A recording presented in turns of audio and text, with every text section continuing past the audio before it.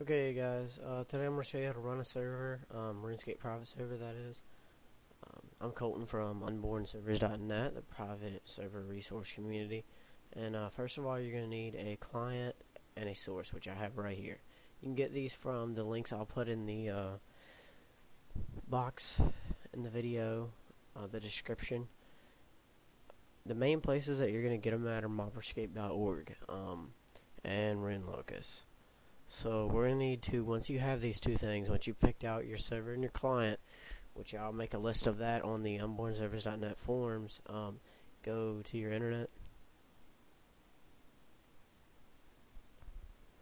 go to no-ip.com, it'll load up a page like this, sign in over here to the right.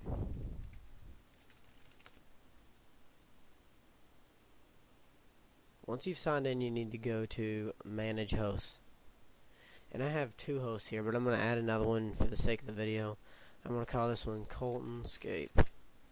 And I'm going to pick a free domain. Do not pick a paid one unless you want to pay for them.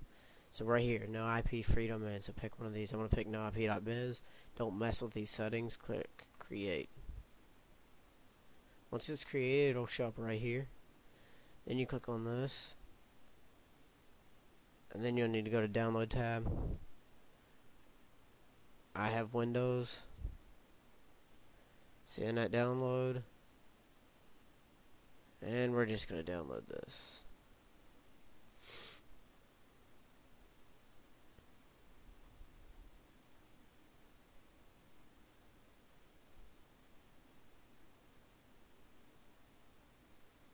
Okay, once it's downloaded, we need to set it up.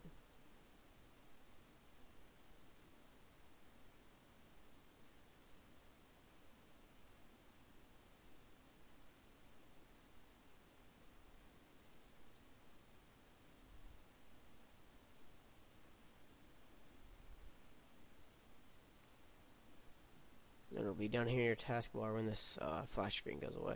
Now you log in. And you're going to see your hosts here, your domains.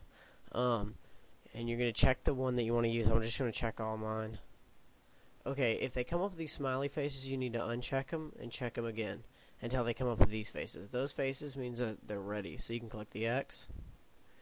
And now you're ready. You need to, if you haven't port forwarded yet, you need to go to start run cmd ip config, and you're going to see your IP configuration here. Now this is important. The default gateway is what you're going to type in on the browser to port forward. So we're going to go to the browser and type it in. Mine was 192.168.2.1. Now yours may be different, so you're going to look for this right here. Here, I'll mark it. The default gateway. None of this other stuff matters. You just need this default gateway. Now, if you're using a wireless connection, you need to go to your client list and pick out which computer you're on, because it's important when you go to your virtual servers in the firewall, which we're going to go to right now. I have to sign in. Okay. And this is why the DHCP client list is important, because you need to put this point right here is your computer. So your computer's identified by a IP address. So mine is .3 on our whole home network here. So I'm going to put .3, and you're going to do, if you have TCP and UDP options, select that. If you don't, make a TCP one and then make a UDP one. And then your LAN port is 43594. And enable it and hit set.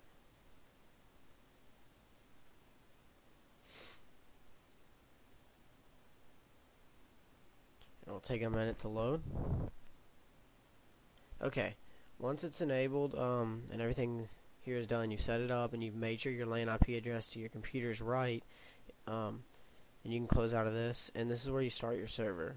So I'm going to go in here, and you're going to see a run.bat right here, and you're going to open this up, and now your server is actually running.